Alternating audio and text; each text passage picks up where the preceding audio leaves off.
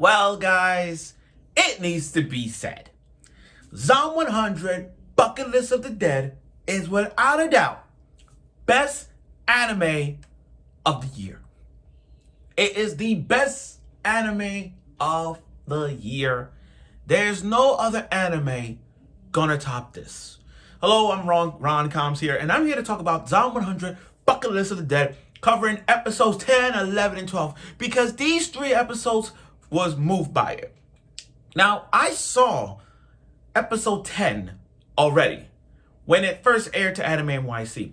Like, I was with me and my mom, we was watching the Zom 100 panel, and they had the Zom 100 Bucket List of the Dead showing episode 10, and given the fact that it was going to air on Christmas. So I watched episode 10 already, and I didn't want to jump right into the next episode and do my review on it. I didn't want to do that because I didn't want to spoil you guys.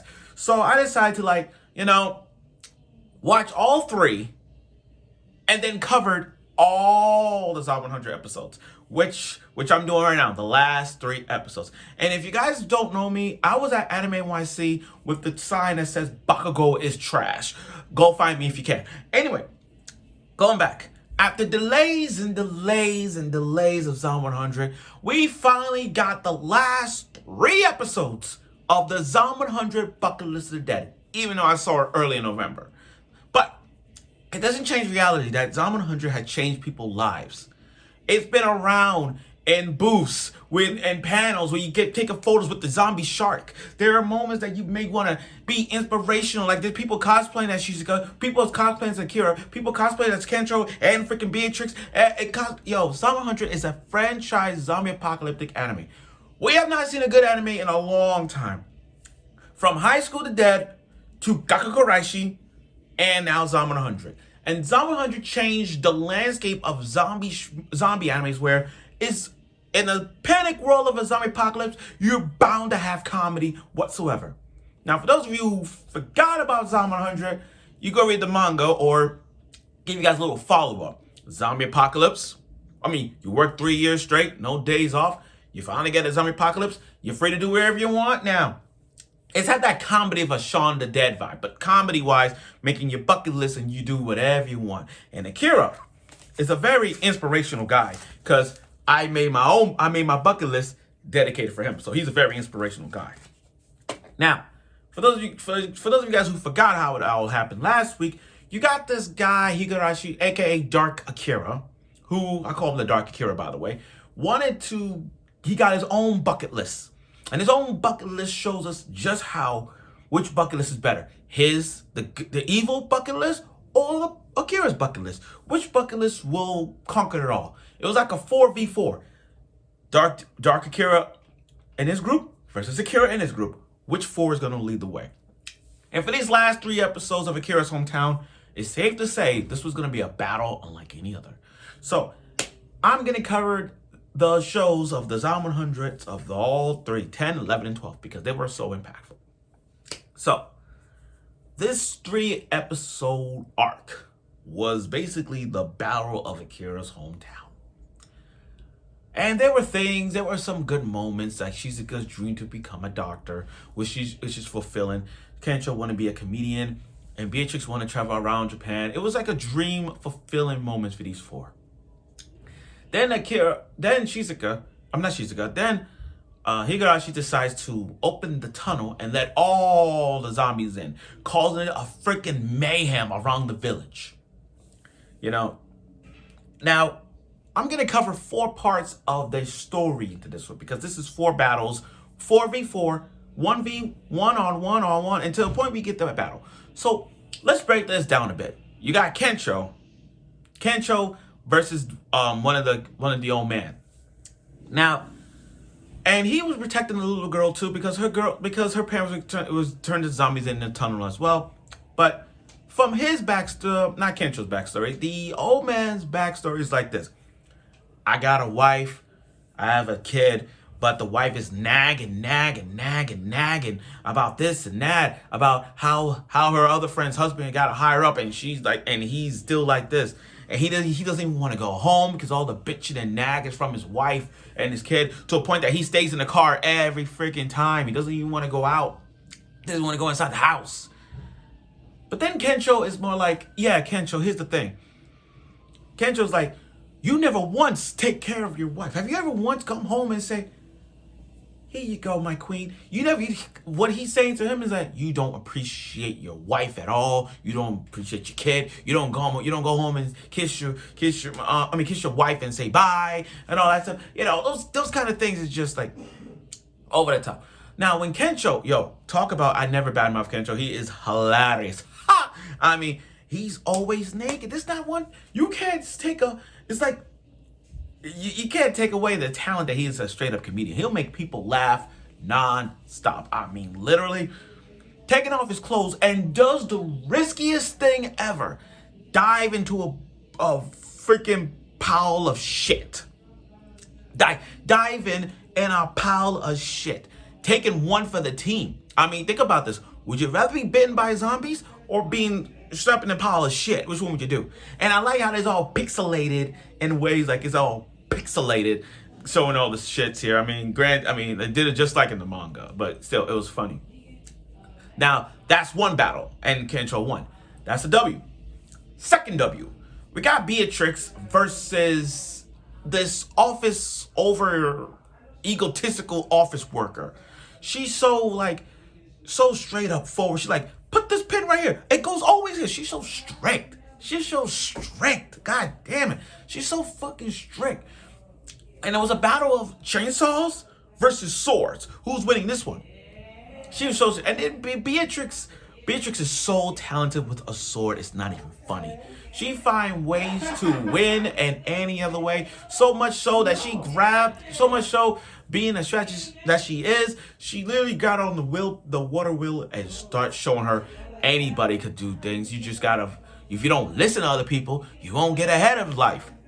But Beatrix stopped all that and forced her to get eaten by zombies. So I'm glad that she put that battle into goose. That was freaking great. I mean, literally, that was, she stepped up. Now, the third battle. You got Shizuka versus the chubby dude. His story is more like this. A chef who don't give a fuck.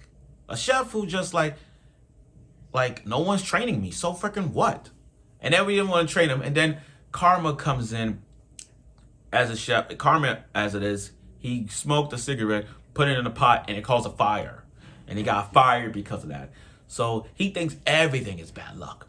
This whole world is full of bad luck. For a chubby fat ass like himself to thinking to himself, I ain't gonna have this girl. I might as well just fool around with this one. If I felt that it was Batum all over again. And Batum was a classic. And that scene that you guys know what I'm talking about, that was the scene I felt it. Now, Shizuka running for her life, trying to think of ways to stop this dude. But then this old man with the rifle, for a hunter like him, he's a fucking badass. He's a badass. And then all the other villagers came in and helped Shizuka out because, again, she's the best doctor they ever had. And for her, and for everyone in the village to help beat the crap out of him, and her being a strategist that she is, explaining how life is and how there's no such thing as bad luck or good luck and all that. You know, for a strategist like her, she is freaking beautiful. I keep saying to everybody, she's best girl. I keep saying it, and I'm going to say it again. When you talk about who's the best girl of 2023, Shizuka's up there. The best girl of 2023. I understand, I get it. All the girls of the world, the Tomo-chans of the world, the freaking, the Runa from the Inexperienced Story, and the girls from the 100 Girlfriends who really, really, really, really love you. I get that. But this Shizuka from Zama 100 is the best girl of 2023. Now, as for the chubby dude, spoiler, it didn't show what happened to him in the anime. In the manga, they showed him getting a second chance to redeem himself. While the other two is dead, the fat guy gets redeemed. Okay. Now, the main battle. The main battle that is rooting. Dark Akira versus Akira. I don't know why I keep saying Dark Akira. He felt like that. I mean, again, you got a guy with a shark kisame teeth with with a black book, like some freaking Death Note, but still, it's like the dark Akira, and you got the lighter Akira. But anyway, you got Akira putting all the marble to protect his father, and the dark hero just wants to freaking. His backstory it's like his backstory is somewhat of Akira. The only difference is that his was more like, you got friends and I didn't. I went to internships, I went through jobs, I've done all of that shit, but I don't get nothing at the results of all that. And I've been treated so badly that I wish everyone would die. Akira's bucket list is, you don't get a chance to, you got time to do things that you want to do. But not in violent. You can have fun, but make it to a point where your life is, I want to do this.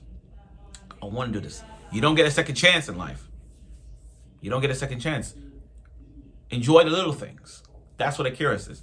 So as Dark Akira got him into a hold of a zombie, got his father, he's like, okay, turn to a zombie, and leave it to Akira being a strategist that he is, for having those girls put makeup on him to make him look like a zombie, and to get Dark Akira down was great. I mean, bluffed them all out, but he got bit. And I'm glad Dark Akira got bit, but this was a peaceful moment. It was very emotional in this moment, where it's like, an antagonist like Dark Akira deserves to have a bucket list. A good, at least one positive bucket list. Like, have at least one positive thing you want to do in your life, rather than just killing people and throwing bombs. What is the one happy thing you want to do? And for Dark Akira's case, is before he turned, which was sad and peaceful, he's like, I want to swim with my buddies. I want to go in the pool with my buddies. And then you see that transition where Akira's in the pool and he wants to be in the pool. It was so in tears. Like, there's tears on one side, there's blood tears on the other. It's like his time was up. And when Akira hugged him, he's like, I want to go to the pool too. It was so freaking emotional in that scene that he sacrificed himself. I mean, running towards the end, and that transition when he falls like this. When he falls like that, that was so powerful to watch. Sad, like he fucked up. He wished he had his moment to play pool with his buddies, and that was it. Now, Akira and his group did everything they can to get rid of the zombies, and they did. They get everything they can to get rid of the zombies, and they did. They put a lot of work. I mean, they even cut the bridge off, thanks to that bridge builder we saw in that Treehouse of the Dead episode. But after saving the village, everything goes back to normal. I mean, everything is so peaceful now at this place. Now, they decided to leave the village with a new bucket list ideas and all that. And Kensho, being a comedian that he is, he got a fan. He even got a fan when that little girl was like, can you show me how you put udons up your butt? It's funny. It's so funny. And you got Akira gonna find a vaccine. Like, in all zombie apocalypse, you're bound to have a vaccine. There is a vaccine out there. That's that. And Shizuka's development of becoming a doctor is one and done. It's getting there. Now, I do like how the bucket list ended, given the fact they showed us all the sights that these four is going through. Sightseeing, eating peaches. They even show side characters that we have seen over the last 12 episodes about these characters. Like, remember the girl that pushed Shizuka from the shark? She's being helpful. Remember the guy from that gentleman's club and helping that little girl out in that scene? They're still alive. And those guys, the baseball players that was with that chubby ass office worker of a dick of a boss, they still alive and well, helping out others. So it's like, to me, it's great to see how the side characters are doing coming from this episode. It's great to see how they're doing, and I admire Zom 100 to keep us going. Now, like I said, and I'll say it again, this is a 10 out of 10 show. This is a 10 out of 10 show. Anime of the Year candidate. Please, God, Crunchyroll, please put Zom 100 as Anime of the Year. You gotta do it. You gotta do it. And like I said before, Akira, you are an inspirational guy. You gotta give us this because we haven't got a good zombie anime in a long time. And for Zom 100 to be at the pinnacle of an S tier anime of 2023, for it to be anime of the year, keep on rolling. Now, I've been reading Zom 100 and I'm looking forward to it. I mean, I still got all the volumes, the latest volumes. I'm getting more as along the way. But like I said, for this show, there is not one hateful character you don't hate from the cast. Akira, Shizuka, Kenshiro, Beatrix, I love all four. They put on a show unlike any other. And for this Hometown of the Dead, these 3-episode arc, this tells you something. There's more to come. There's more to come. So, I hope that we get season 2. This definitely needs a season 2. And let's hope that we get one probably next year or the year after. Either way, season 2, let it go. Season 2, make it happen. So, I look forward to it. And I'm pretty sure you guys will.